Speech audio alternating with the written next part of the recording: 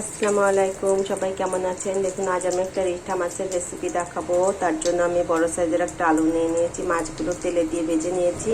নুন হলুদ মাখানো মাছ আমি জাস্ট ভেজে তুলে নিয়েছি। এই যে আমার মাছ ভাজা তেলের ভিতরে আমি কিছুটা জিরা দিয়ে দিলাম। জিরাটা একটু ভাজা ভাজা হলে পরে আমি আলুগুলো দিয়ে দিব। আলুগুলো জাস্ট ভাজা হতে হতে আমি এখানে নিয়ে নিয়েছি একটা পেঁয়াজ, জিরা আর দুইটা লঙ্কা একটু লাল দেখে নিয়েছি, বেটে নিয়েছি এটা। আর এখানে অল্প মরিচের গুঁড়া নিয়েছি। আর এইটা মাছের মশলা আর ধনিয়া গুঁড়া, এই দুইটা মিলিয়ে ধনিয়া গুঁড়া 1 চামচ নিয়েছি আর মাছের মশলাটা 1/2 চামচ নিয়েছি। আপনারা মাছের মশলাটা যদি রেসিপি চান তো আমি দিয়ে দিব।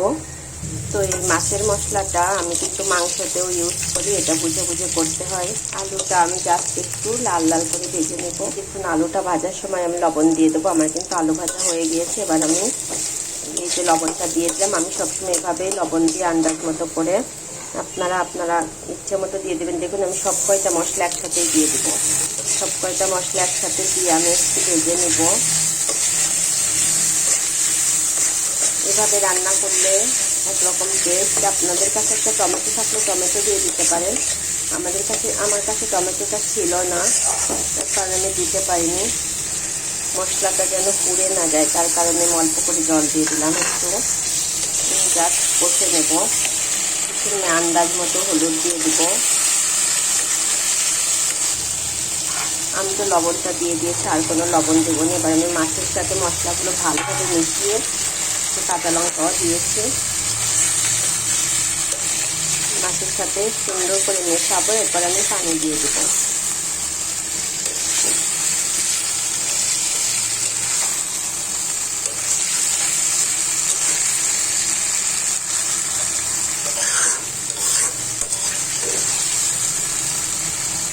এখানে একদম শুকিয়ে গিয়েছে, তেল উঠে গেছে। এবার আমি পানি দিয়ে দেবো। ঝোলটা যতটা রাখবো আমি ততটাই দিব। এই যে পানিটা দিয়ে দিলাম।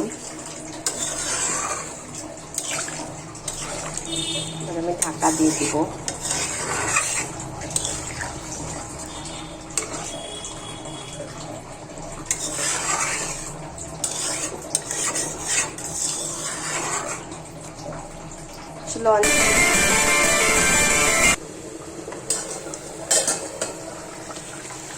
এই যে আরো একটু জাল হবে।